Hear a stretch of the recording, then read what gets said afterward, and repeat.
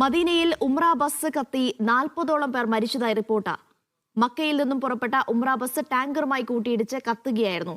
سنخوض معاركنا معهم وسنمضي جموعا نردوهم ونعيد الحق المغتصب وبكل القوة ندفعه. അസ്സലാമു അലൈക്കും. Welcome back to Visal media. ഞാൻ ഫക്രുദ്ദീൻ പന്താവൂർ. പരിശുദ്ധ ഉംറ കഴിഞ്ഞ് വളരെ സന്തോഷത്തോടു കൂടിയിട്ട് ഹബീബായ റസൂലുള്ളാഹിന്റെ അരികിൽ വന്ന് ദുആ ചെയ്യാൻ വേണ്ടി മദീനയിലേക്ക് പോകുന്ന 43ഓളം ഉംറ തീർത്ഥാടകർ സഞ്ചരിച്ചൊരു ബസ് ഒരു ടാങ്കർ ലോറിയുമായിട്ട് കൂട്ടിയിടിച്ചിട്ട് അഗ്നിഗോളമായിട്ട് മാറി. ആ ഒരു ബസ്സിലുണ്ടായിരുന്ന 42 പേരും അതിദാരുണമായിട്ട് മരണപ്പെട്ടു എന്നൊരു വാർത്തയാണ് ഇന്ന് രാവിലെ കേൾക്കാനിട വന്നത്. ആ ഒരു വാർത്തയേക്കാൾ എന്നെ വല്ലാതെ ഞെട്ടിപ്പിച്ച് കളഞ്ഞത് ആ വാർത്തക്ക് സന്തോഷം കൊണ്ട് അങ്ങനെ ഒരുപാട് തീർത്ഥാടകർ മരണപ്പെട്ടപ്പോൾ അതിൻ്റെ ഇടയിൽ വന്നിട്ട് വിദ്വേഷ കമൻറ്റുകളിട്ട മലയാളികൾ, അതും നമ്മുടെയൊക്കെ സഹോദരങ്ങൾ, എങ്ങനെ ഒരു മനുഷ്യർക്ക് ഇങ്ങനെ ചെയ്യാൻ കഴിയുക? അപ്പോൾ ഇന്നലെ ഒരു ഇന്ത്യൻ സമയം പുലർച്ചെ 1:30 മണിക്ക്, സൗദി സമയം ഒരു 11 മണിക്കാണ് അതിദാരുണമായ ഈ സംഭവം ഉണ്ടായത്. ഒരു ബസ് നിറയെ ഉംറ തീർത്ഥാടകരാണ്. 20ഓളം സ്ത്രീകളുണ്ട്, 11ഓളം കുട്ടികളുണ്ട്, ഭാര്യ ഭർത്താക്കന്മാരുണ്ട്, പ്രായമായ ആളുകളുണ്ട്. ഇവരെല്ലാവരും കൂടി പരിശുദ്ധ ഉംറ കഴിഞ്ഞ് സന്തോഷത്തോടു കൂടിയിട്ട് മദീന മുനവ്വറയിലേക്ക് പോവുകയാണ്. അപ്പോൾ അവർ നേരെ ബദരീങ്ങളുടെ ആ ഒരു ചരിത്ര ഭൂമികയിൽ ചെന്ന് അവിടുത്തെ സന്ദർശനങ്ങളൊക്കെ കഴിഞ്ഞ് പ്രാർത്ഥിച്ചിട്ട് ഇവരവിടുന്ന് ഇനി മദീനയിലേക്ക് എത്താൻ 1 മണിക്കൂർ സമയത്തിൻ്റെ യാത്ര മാത്രമേ ബാക്കിയുണ്ടായിരുന്നുള്ളൂ. ഒരു ടാങ്കർ ലോറിയുമായിട്ട് ഈ ബസ് കൂട്ടിയിടിച്ചത്. ആ ഒരു അപകടത്തിൽ ആ ബസ്സിലുണ്ടായിരുന്ന 43 പേരിൽ 42 പേരും ഒരിക്കലും തിരിച്ചറിയാൻ കഴിയാത്ത രീതിയിൽ വെന്തമർന്നു എന്നുള്ളതാണ് മാധ്യമങ്ങൾ റിപ്പോർട്ട് ചെയ്യുന്നത്. അള്ളാഹു ആ മരണപ്പെട്ടു പോയ ആളുകളുടെ ഉംറ അള്ളാഹു സ്വീകരിക്കട്ടെ, പാപങ്ങൾ അള്ളാഹു പുറത്തു കൊടുക്കട്ടെ. രക്തസാക്ഷികളായിട്ട് ആ ഉംറ കഴിഞ്ഞ വിശുദ്ധരായ മനുഷ്യരായിട്ട് നാളെ സ്വർഗ്ഗലോകത്തിൽ അള്ളാഹു ഹബീബായ റസൂലുള്ളാഹിൻ്റെ ഒപ്പം അവർ അള്ളാഹു ഒരുമിപ്പിക്കട്ടെ. ആ സമയത്തൊക്കെ ഒരു തീർത്ഥാടകൻ്റെ ഒരു മനസ്സ് എന്ന് പറഞ്ഞാൽ വെമ്പൽ കൊള്ളാണ്. മക്കയിൽ വന്നിട്ട് മദീനയിലേക്ക് റൗള ഷരീഫിലേക്ക് പോകുന്ന ഒരു തീർത്ഥാടകൻ്റെ മനസ്സെങ്ങനെ ഇരിക്കുന്നവരോ, വേറെ ഒരു ചിന്തയുണ്ടാവില്ല. വേഗം മദീന മുനവ്വറയിലെത്ത ഹബീബായ റസൂലുള്ളാഹിനെ കാണാൻ സലാം പറയാ. അപ്പോൾ ഈ തീർത്ഥാടകരാണ് പൊടുന്നനെ ടാങ്കർ ലോറിയുമായിട്ട് ഇത് നേർക്കുനേരം വന്നാണോ, ഒരേ സൈഡിൽ വന്നാണോ, പക്ഷേ ആ നിമിഷം അത് അഗ്നിഗോളമായിട്ട് മാറി. അതിൽ ഒരാൾ മാത്രമാണ് രക്ഷപ്പെട്ടിട്ടുള്ളത്. ആ രക്ഷപ്പെട്ട ഒരാൾ തന്നെ ഗുരുതരമായ പരിക്കോളോടെയാണ്. ഹൈദരാബാദിൽ നിന്നുള്ളൊരു തീർത്ഥാടക സംഘമാണ് ഈ യാത്രയിലുണ്ടായിരുന്നത്. പക്ഷേ ഇതിൽ എന്നെ വളരെ ഞെട്ടിപ്പിച്ച ചില കമൻറ്റുകൾ കണ്ടു. ഇതൊക്കെ മലയാളികളായ ആളുകൾ 3 തരത്തിലുള്ള കമൻറ്റാണ് കണ്ടത്. ഒന്ന് കണ്ടത്, പടച്ച റബ്ബിന് വേണ്ടി സ്നേഹിക്കുന്ന ആളുകളാണ് നിങ്ങളെങ്കിൽ അവരെ അള്ളാഹ് സംരക്ഷിക്കണ്ടേ, യുക്തിവാദികൾ അടങ്ങുന്ന ഇസ്ലാമിനെ കളിയാക്കാൻ വേണ്ടി നടക്കുന്ന ഒരു വിഭാഗം ആളുകൾ. പിന്നെ ഒരു കൂട്ടർ കണ്ടതിൽ ഇതൊരു കമൻറ്റാണ്, ഞാൻ വായിക്കുകയാണ്, എനിക്ക് സങ്കടമുണ്ട്. കുംഭമേളക്ക് അപകടം സംഭവിച്ചപ്പോൾ പൊട്ടിച്ചിരിച്ച പന്നികൾ ഇവിടെ വന്ന് പറയുന്നു ഭാഗ്യമാണെന്നുള്ളത്. കാരണം മദീനയിലേക്ക് പോകുമ്പോൾ മദീന കുതിച്ചു പോകുന്ന ഒരു വിശ്വാസിയുടെ ഒരു മരണം ആത്മീയമായിട്ട് സന്തോഷമുള്ള ഒരു കാര്യം തന്നെയാണ്. അത് നമ്മുടെ പ്രിയപ്പെട്ട ആരെങ്കിലും മരണപ്പെടുമ്പോൾ ദുഃഖം തന്നെയാണെങ്കിൽ നമ്മൾ വിശ്വാസപരമായിട്ട് പറയും, മക്കയിൽ മരണപ്പെട്ടു, മദീനയിൽ മരണപ്പെട്ടു, അൽഹംദുലില്ലാ റാഹത്തായി എന്ന് പറയുന്ന ഒരു വിശ്വാസത്തിൻ്റെ ഭാഗമാണ്. അതിനെ പരിഹസിച്ചിട്ടാണ് ഇയാൾ ഈ പറയുന്നത് കുംഭമേളക്ക് പോയപ്പോൾ ആരാ പൊട്ടിച്ചിരിച്ചത്? പൊട്ടിച്ചിരിച്ചവരുണ്ടെങ്കിൽ അത് തെറ്റാണ്. പക്ഷേ ഈ ഒരു അപകടത്തിൻ്റെ വാർത്തക്കടിയിൽ ഇങ്ങനെ മനസ്സാക്ഷിയില്ലാതെ നിങ്ങൾക്ക് ഈ കമൻ്റ് ഇടാൻ തോന്നുന്നുണ്ടെങ്കിൽ, അങ്ങനെ നിരവധി കമൻറ്റുകളുണ്ട്. മറ്റൊരാൾ ആദരാഞ്ജലികൾ പറഞ്ഞിട്ട് പറയാണ്, ചാകാനാണോ തീർത്ഥാടനത്തിന് പോകുന്നത്? വീട്ടിൽ കറുത്ത ചാക്കിൽ കെട്ടിവെക്കും, പ്രായമാകുമ്പോൾ മക്കയിൽ പോയി മരിക്കും, എന്ത് പ്രയോജനം? അന്യമതക്കാരെ കാഫിറുകളെ കൊന്നാൽ ആണുങ്ങൾക്ക് 72 ഹൂറികളെ കിട്ടും, പെണ്ണുങ്ങൾക്ക് ഹൂറന്മാരെ കിട്ടില്ല. നീയൊക്കെ ഒരു മനുഷ്യനാണോ? ഇങ്ങനെയാണോ? 42 ആളുകൾ നമ്മുടെ സഹോദരങ്ങൾ മരണപ്പെടുമ്പോൾ അവർ നീ വിശ്വസിക്കുന്ന തീർത്ഥാടനത്തിൻ്റെ പാതയിൽ അല്ലെങ്കിലും ഒരു തീർത്ഥാടകനല്ലേ? ഹിന്ദു സനാതന ധർമ്മം എന്ന് പറഞ്ഞാൽ വിശാല മനസ്കതയും സ്നേഹവും കരുണയും എന്നുള്ളതാണ് ഞാൻ മനസ്സിലാക്കിയിട്ടുള്ളത്. പക്ഷേ ഇവരൊക്കെ മനസ്സിലാക്കിയത് ഏത് മതത്തിൻ്റെ ദർശനങ്ങളാണെന്ന് എനിക്കറിയില്ല. ഇത്തരം ഒരു അപകട മരണം എന്നുള്ളത് സൗദിയിൽ ആദ്യമല്ല, നിരവധി അപകടങ്ങൾ തീർത്ഥാടനത്തിന് പോകുന്ന രാത്രി സമയങ്ങളിൽ അശ്രദ്ധയോ അല്ലെങ്കിൽ അമിത വേഗതയോ പല കാരണങ്ങൾ കൊണ്ടാവാം. എന്തായാലും അള്ളാഹു ആ മരണപ്പെട്ടു പോയവർക്ക് സ്വർഗം കൊടുത്ത് അനുഗ്രഹിക്കട്ടെ എന്ന് പ്രാർത്ഥിക്കുക. ഒരാൾ മരണപ്പെടുമ്പോൾ അതിന് കുംഭമേളക്ക് ആളുകൾ മരണപ്പെട്ടാലും നമ്മൾ എവിടെയെങ്കിലും ആഹ്ലാദിച്ചിട്ടുണ്ടോ?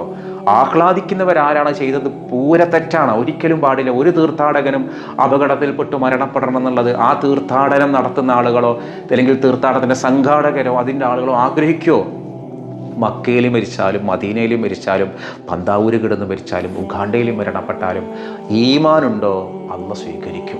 ഈമാനില്ല, എവിടെ കിടന്ന് അബൂജഹലും അവിടെ കിടന്ന് തന്നെ മരണപ്പെട്ടത്, ഉത്തുബത്തും അവിടെ കിടന്ന് തന്നെ മരണപ്പെട്ടത്. അവർക്കും ഉണ്ടായിരുന്ന നീണ്ട താടിയും തലപ്പാവൊക്കെ. അപ്പോൾ മരണപ്പെടുന്ന സ്ഥലത്തിനൊന്നും അല്ല പ്രാധാന്യം, നമ്മളുടെ മനസ്സിൻ്റെ സ്ഥലം എവിടെയാണ്.